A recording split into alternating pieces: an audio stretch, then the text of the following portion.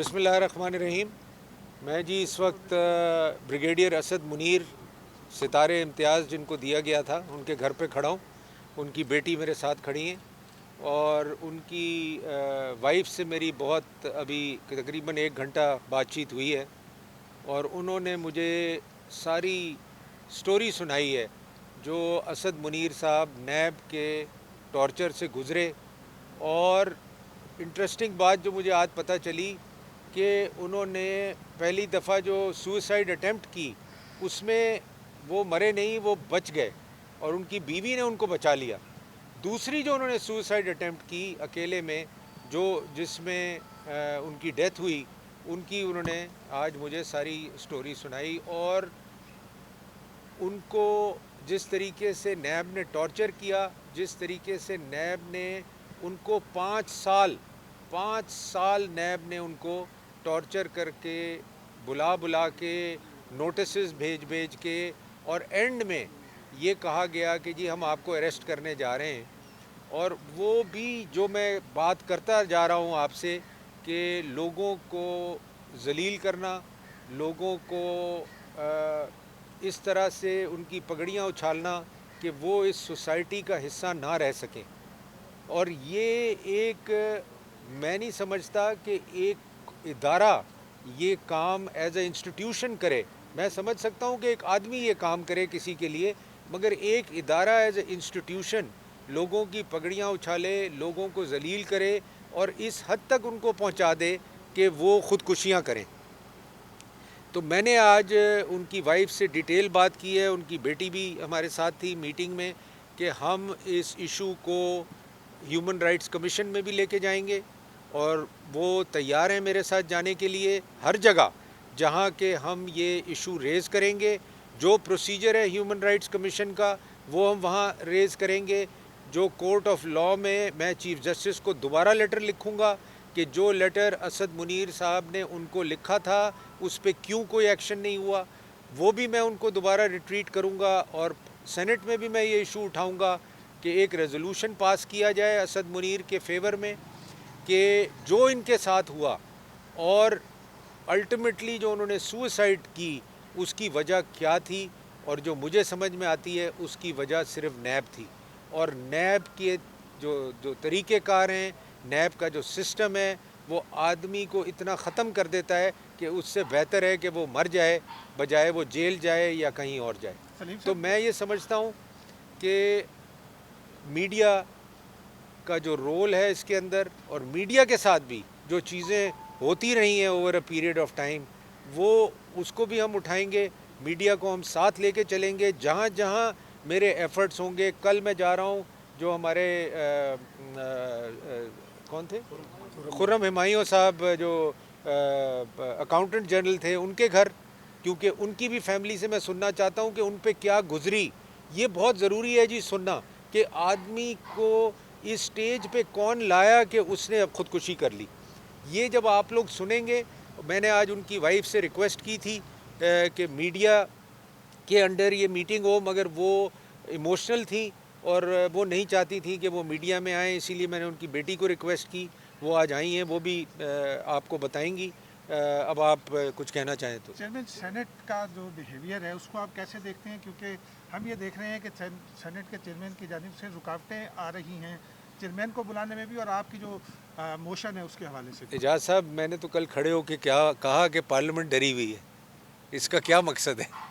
میں نے تو کل پارلیمنٹ میں کھڑے ہو کے یہ کہا کہ پارلیمنٹ ڈری ہونے کا کیا مطلب ہے؟ چیئرمین سینٹ بھی ڈرے ہوئے ہیں، لوگ بھی ڈرے ہوئے ہیں اور ہر آدمی کو ڈرایا ہوا ہے۔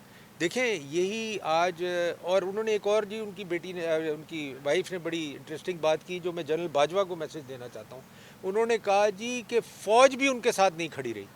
تو یہ ایک بات جو ہے یہ میرے ویو میں، کیونکہ وہ ایک فوجی تھے، ڈیکوریٹڈ فوجی تھے، ستارہ امتیاز ان کو دیا گیا تھا، تو میں سمجھتا ہوں کہ جنرل باجوہ کو بھی اس چیز کا نوٹس لینا چاہیے کہ اگر فوجیوں کے ساتھ یہ ہو سکتا ہے اور ریٹائرڈ فوجیوں کے ساتھ یہ ہو سکتا ہے، تو وہی بات آ جاتی ہے کہ عام آدمی کا کیا ہوگا، اس کی تو کوئی سنوائی کہیں نہیں ہے۔ تو یہ بڑا ایک سیریس ایشو ہے اور اس کو ہمیں لے کے چلنا ہے اور ہمیں اس کا حل نکالنا ہے، چاہے وہ لیجسلیشن سے نکلے، चाहे वो नैब अपनी तरीक़े कार दुरुस्त करे, प्राइवेट आदमी को, प्राइवेट लोगों को, बिजनेसमैनों को तंग ना करे और लोगों को हैरास ना करे कि वो बेचारे इस सोसाइटी में रह ना सके। सर, हमने ये देखा कि जो आपने प्रिविलेज मोशन जमा करवाया था उस पर भी कुछ नहीं हुआ, तो अब आप ये बताएं कि चेयरमैन नैब को तलब करने से मुतल्लिक पार्लिमान के पास कौन से इख्तियारात हैं और वो इख्तियारात आप कब इस्तेमाल करने जा रहे हैं? देखिए, मैं आपको एक बात बताऊं, मेरा प्रिविलेज मोशन आज तक मौजूद है, वो विड्रॉ नहीं हुआ और वो रहेगा मौजूद, और अगर वो नहीं भी आता तो मैं दूसरा प्रिविलेज मोशन जमा कराऊंगा।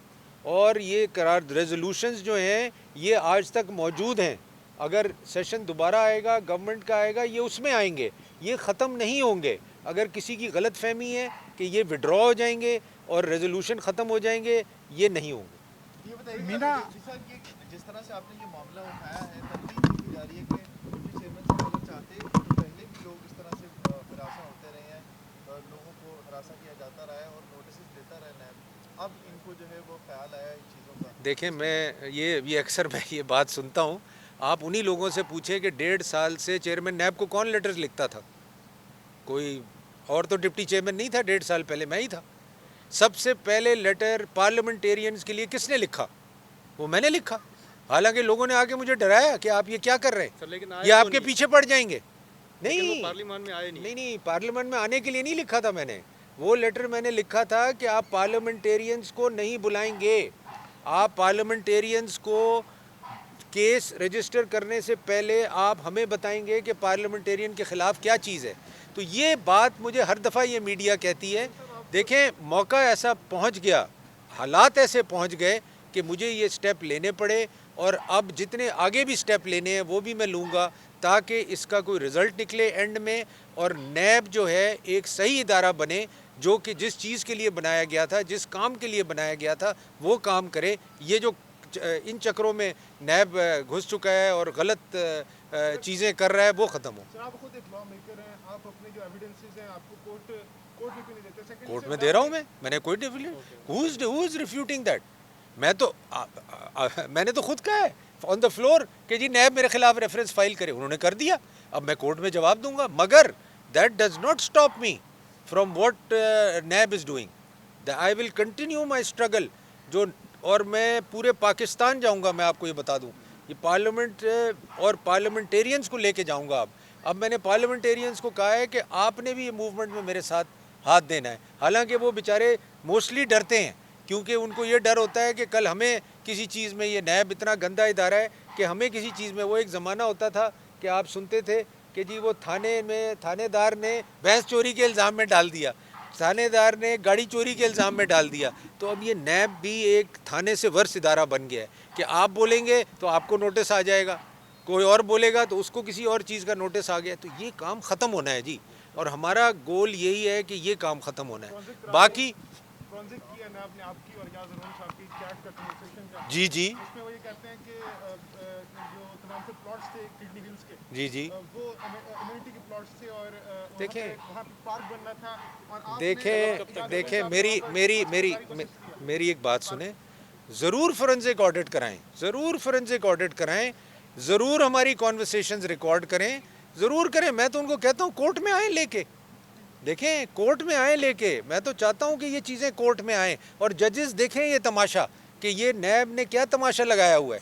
और मैं आपको एक बात बताऊँ, ये बातें उन्होंने मेरे से की हैं, ये कोई नई बातें नहीं हैं। ये जब मेरी इन्वेस्टिगेशन हुई है और एजाज हारून की, उन्होंने ये चीज़ें दिखाई हैं हमें, देखा जी बिल्कुल की है हमने ये बातें, बिजनेस में क्यों बातें नहीं होंगी। और जहाँ तक प्लॉट्स का ताल्लुक है, 1960 की सोसाइटी है, 1960 के वो प्लॉट्स हैं, और उसमें कोई गवर्नमेंट का प्लॉट नहीं है, उसमें कोई गवर्नमेंट का इन्वॉल्वमेंट नहीं है। तो ये बातें बिजनेस की करना, मैं आपसे करूं, मैं इनसे करूं, व्हाट इज़ योर बिजनेस? इससे नैब का क्या ताल्लुक है कि मेरा क्या बिजनेस है? कोई ताल्लुक नहीं है।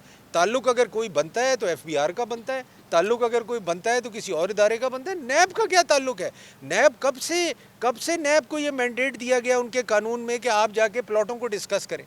तो मैं ये समझता हूँ कि ये जो चीज़ें आपको बताई जा रही हैं मेरे से पूछने के लिए, ये ऑलरेडी मेरे से पूछ चुके हैं, ये कोई नई बात नहीं। नैब को तलब करने के लिए अब क्या हिकमत अमली होगी? फॉरेन अफेयर्स कमेटी उनको बुला चुकी है, जी फॉरेन अफेयर्स कमेटी भी बुला चुकी है, फाइनेंस कमेटी, अगर आपको याद हो नादिर, जब मैं चेयरमैन फाइनेंस कमेटी था, 10वीं दफ़ा नैब आई है, और मैं आपको बताऊं इन्होंने आना है, इन्होंने अपना एहतसाब देना है, और अगर ये नहीं देंगे तो हम कोर्ट में जाएंगे और हम एक एक आदमी के ख़िलाफ़ पिटिशन फाइल करेंगे कोर्ट के अंदर।